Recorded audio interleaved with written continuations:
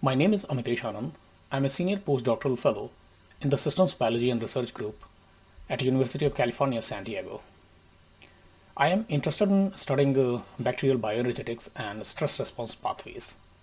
Here in this group, we have an interesting robotics-based platform that we use to evolve bacterial species in laboratory settings.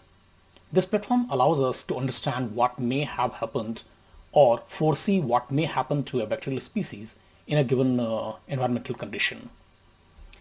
Today in this video, I'm going to talk to you about one of our recent publications in Cell Reports where we have examined the astonishing resilience in microbial physiology.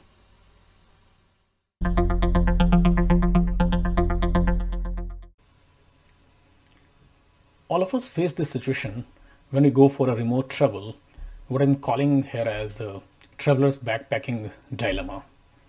The defined size of a bag allows us to carry limited resources only. We have to wisely choose how much space we want to consume for carrying protective gears like clothing, shoes, etc. so that we have ample space left for packing food items also.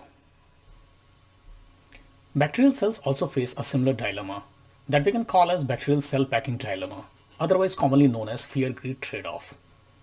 The size of a bacterial cell is limited, and within that limited size, they have to have enzymes and metabolites required for growth, and they also have to allocate space for maintaining enzymes and metabolites required for protection against various environmental assaults. And this partitioning has to be done very wisely, and a failure to do so may result in growth compromise or growth failure. In this project, we have tried to understand how a bacterial cell can overcome an unorganized partitioning of cellular resources. One of the most important cellular reactions is the conversion of pyruvate to acetyl-CoA, linking glycolysis to the TCA cycle.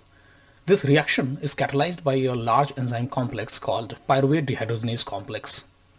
Pyruvate dehydrogenase complex is one of the largest enzyme complex, and therefore its expression is tightly regulated for efficient packing of the cellular space. In E. coli, this enzyme complex is repressed by pyruvate dehydrogenase complex regulator, PDHR. The loss of this regulator has been reported to negatively affect the growth rate of E. coli.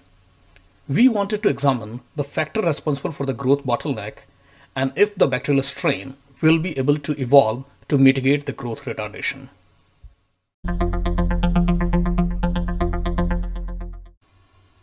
While investigating the reason behind growth retardation in case of PDHR-deleted strain, what we observed that in the absence of PDHR, there was a huge upregulation in the expression of pyruvate dehydrogenase complex. We then performed computational analysis which indicated that this increase in the expression of this giant enzyme complex was compromising resources that's required for supporting growth and was most likely the reason behind compromised growth potential of this strain. After that, we performed adaptive laboratory evolution, and it was very encouraging to see that in about 300 generations of evolution, the strain was able to regain its full growth potential. And when we looked into the genome sequence of this strain, the evolved strain, what we observed that the strain acquired a very interesting way to tailor the expression of this enzyme complex.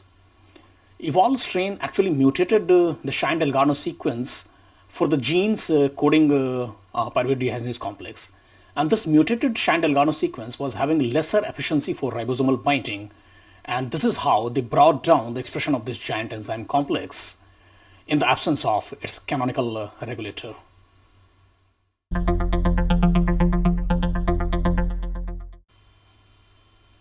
One of the reasons behind our restricted success against microbial pathogen is our limited understanding of the plasticity that exists in microbial physiology. This is because in most classical microbiological approach, we only look into the proximal impact of any intra or extracellular perturbation. This study very strongly highlights the need to look into the distal impact of those perturbations.